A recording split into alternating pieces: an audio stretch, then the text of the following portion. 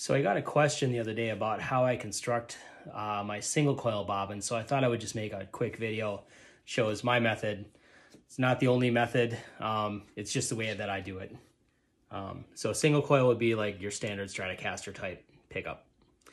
For me, it's the, I call these the black-eyed Susans. So I already cut out my flat work. This is called flat work. Here's my bottom piece and my top piece. So this is going to be a bridge. So the string space, or the pole spacing on this is 52 millimeters from middle to middle. This is what I would typically put on a Strat, or you know, that style guitar with that string spacing at the bridge. So first thing I need to do is put in my eyelets. It's this little brass piece that goes in there. And what that does is allows me to terminate the coil wires when I wind it, and also attach the pickup lead wires. So once I get into place, I use this little tool to mushroom it down. And there you go. Now it's attached.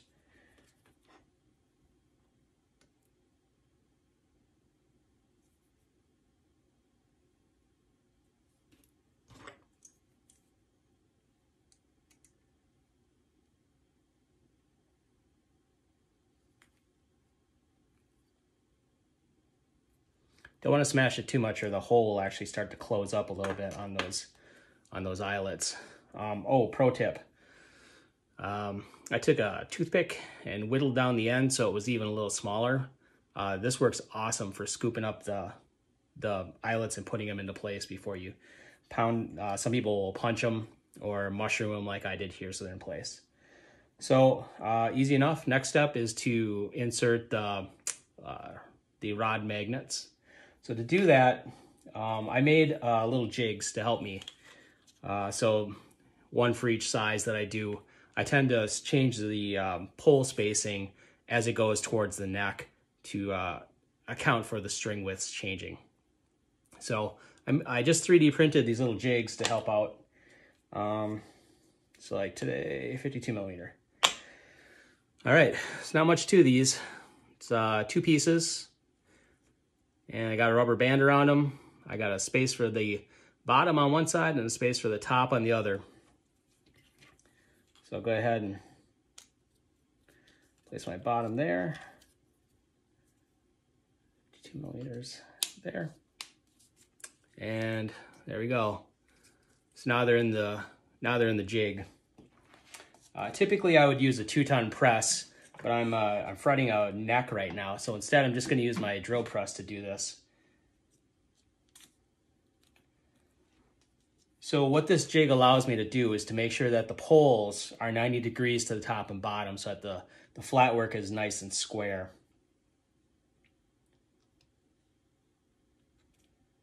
Let's go ahead and line up the pole.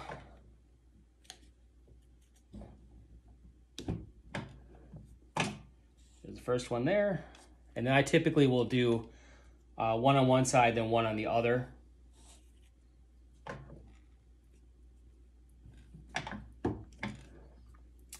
And then I can kind of go to town on this.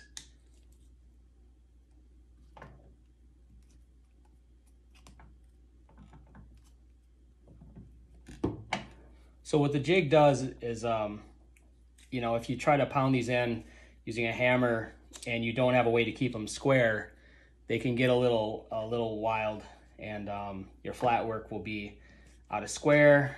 And when you go to wind them, it makes it a little harder to get the winds just right, in my opinion.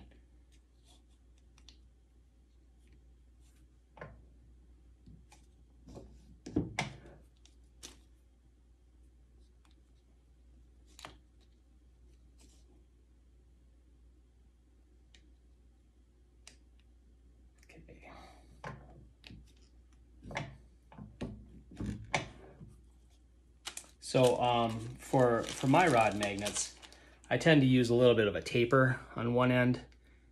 They call this a vintage taper, or sorry, this one's a modern taper. It allows the rod to go in a little easier into the flat work. And also I think it looks really nice, pop through the other side. All right, so now that I've gotten the, see the poles are pushed through.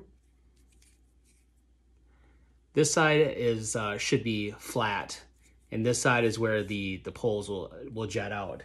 So my very technical solution to this was to tape down 2 popsicle sticks to allow the pole to go through all the way. I just push it the rest of the way.